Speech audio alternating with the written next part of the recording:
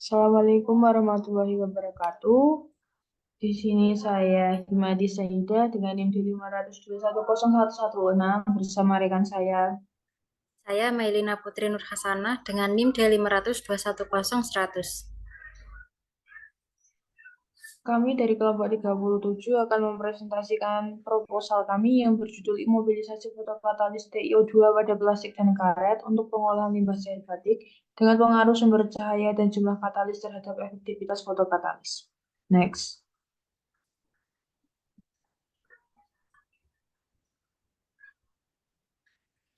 Model penelitian kami yang pertama judul penelitian, yang kedua latar belakang, yang ketiga TiO2 dan methylene blue, yang keempat rumusan masalah dan strategi mengatasi masalah, yang kelima tujuan penelitian, yang keenam metode penelitian, dan yang ketujuh jadwal penelitian.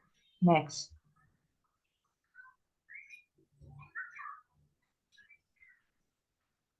Latar belakang pada penelitian kami yaitu industri batik menghasilkan limbah cair pewarna, salah satunya methylene blue. Limbah ini memiliki kadar nilai CO2 yang tinggi sehingga dapat merusak ekosistem air. Pengolahan limbah batik menjadi perhatian penting untuk mengurangi dampak negatif terhadap lingkungan. Next.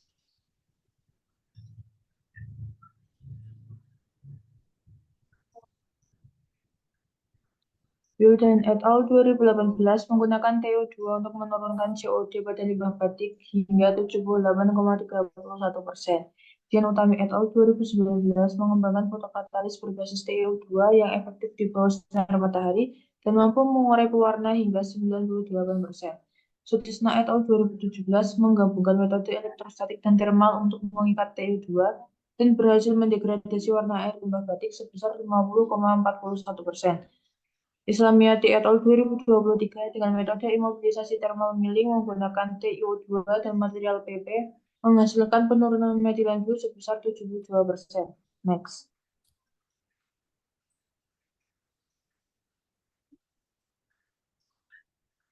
TiO2 digunakan sebagai fotokatalis dalam pengolahan limbah, namun pemisahannya dari larutan menjadi tantangan tersendiri. Penelitian ini bertujuan untuk mengembangkan metode imobilisasi TiO2 pada plastik dan karet serta menguji efektivitasnya dengan sumber cahaya yang berbeda. Next.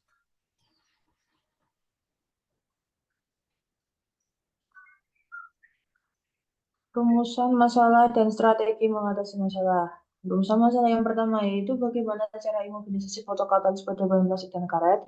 Yang kedua, bagaimana pengaruh jenis cahaya terhadap efektivitas fotokatalis terimobilisasi. Yang ketiga, bagaimana pengaruh jumlah katalis terimobilisasi terhadap efektivitas fotokatalis. Strategi mengatasi masalah. Yang pertama, dengan mengidentifikasi metode optimal imobilisasi fotokatalis. Yang kedua, menguji pengaruh berbagai jenis cahaya terhadap efektivitas fotokatalis. Dan yang ketiga, menentukan hubungan antara jumlah fotokatalis dengan efektivitas fotokatalis. Next.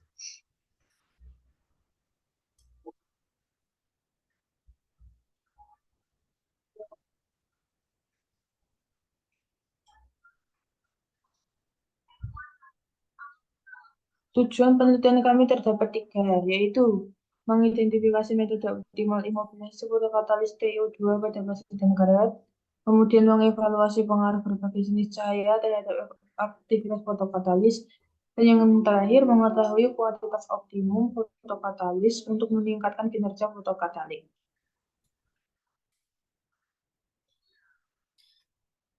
Kemudian ada rancangan penelitian, di mana pada penelitian ini kami akan menggunakan rancangan acak lengkap atau yang disebut dengan RAL. Dengan kami akan menggunakan dua faktor perlakuan, yaitu jenis cahaya dan jumlah katalis. Seperti yang terdapat di kolom di bawah, di mana faktor A sebagai sumber cahaya dan faktor B sebagai jumlah katalis TiO2. Untuk cahaya, kami menggunakan sinar matahari, lampu UV, dan lampu LED. Dan untuk jumlah katalis, kami menggunakan jumlah TiO2 sebanyak 0,3 gram, 0,6 gram, dan 0,9 gram. Dari total, kami dapatkan 9 kombinasi perlakuan, dengan masing-masing kombinasi diulang sebanyak 3 kali. Sehingga total unit percobaan terdapat 27 unit percobaan.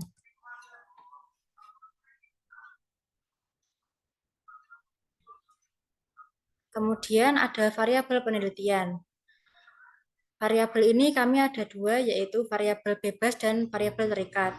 Untuk variabel bebas, kami menggunakan massa katalis sebanyak 0,3 gram per 100 mili, 0,6 gram per 100 mili, dan 0,9 gram per 100 mili. Untuk waktu penyinaran, kami melakukannya selama 5 jam dengan interval waktu 1 jam. Lalu untuk jenis cahaya, kami menggunakan 3, yaitu sinar matahari, lampu LED, dan lampu UV. Lalu untuk variabel terikat, kami ada kadar warna dan kadar COD.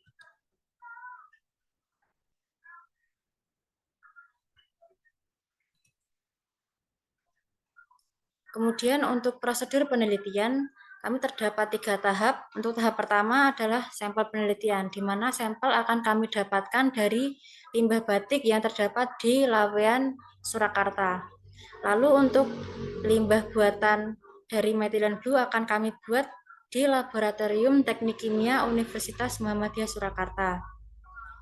Lalu ada proses imobilisasi fotokatalis, di mana kami akan menggunakan plastik dan resin karet. Untuk plastik, kami akan mengaplikasikan TiO2 dengan lem Art Deco di permukaan plastik. Kemudian untuk karet, kami akan mencetak bersamaan dengan serbuk TiO2. Lalu untuk langkah ketiga, pengukuran COD dan degradasi zat warna.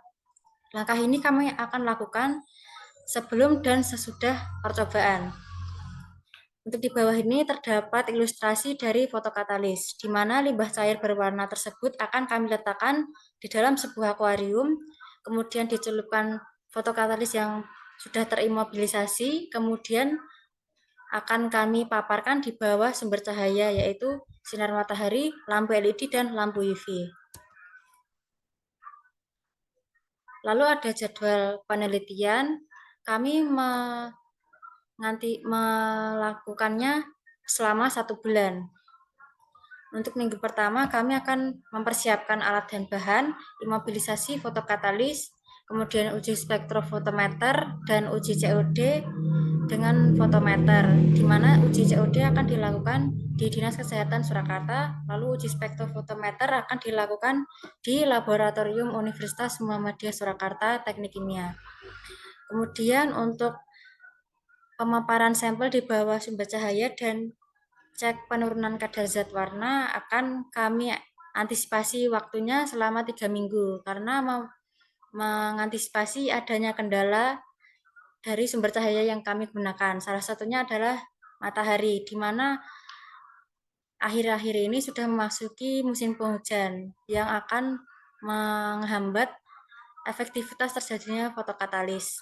Lalu untuk minggu keempat, kami akan melakukan finishing laporan, di mana semua data yang kami dapatkan akan kami masukkan ke dalam laporan, kemudian akan kami amati seberapa banyak jumlah katalis yang akan kita gunakan yang efektif untuk mendegradasi zat warna dan waktu optimum untuk mendegradasi zat warna tersebut.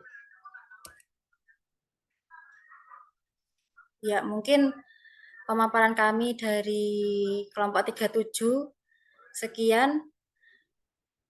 Mungkin masih banyak kekurangan dalam presentasi. Semoga presentasi kali ini dapat dipahami oleh teman-teman dan bisa bermanfaat untuk kedepannya. Akhir kata, kami ucapkan terima kasih. Wassalamualaikum warahmatullahi wabarakatuh.